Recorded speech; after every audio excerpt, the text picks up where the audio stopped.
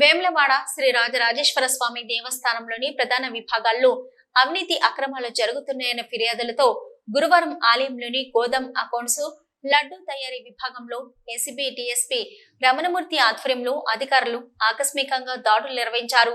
ACB అధికారులు గోదాం విభాగంలోని సరుకుల శాంపిళ్లను సేకరించారు. అలాగే ప్రసాదాల తయారీలో వినియోగిస్తున్న సరుకుల శాంపిళ్లను తీసుకున్నారు. లడ్డు ప్రసాదంలో తూనికలు, కొలతలు, నాణ్యత తదితర అంశాలపై సమగ్రంగా విచారించారు. ఏసీబీ అధికారుల దాడులతో ఆలయ ఉద్యోగులు భయాందోళనకు గురయ్యారు.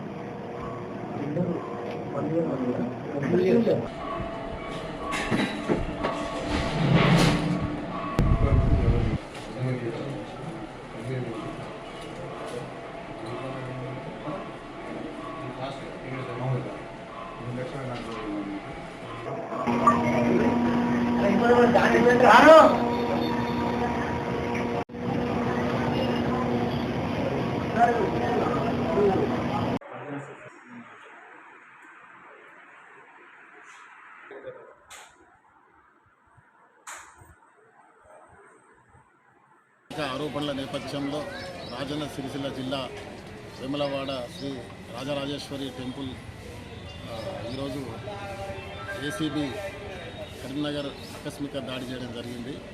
ఆకస్మిక తనిఖీ డిఎస్పీ ఆధ్వర్యంలో మా ఇన్స్పెక్టర్లు, మా సిబ్బంది మరియు తూనికల కొలతల శాఖ మరియు ఆడిటర్ మరియు ఫుడ్ సేఫ్టీ, శానిటేషన్ విభాగాల అధికారులతో అందరం కూడా క్షుణ్ణంగా తనిఖీ కోసము ఈరోజు రావడం జరిగింది.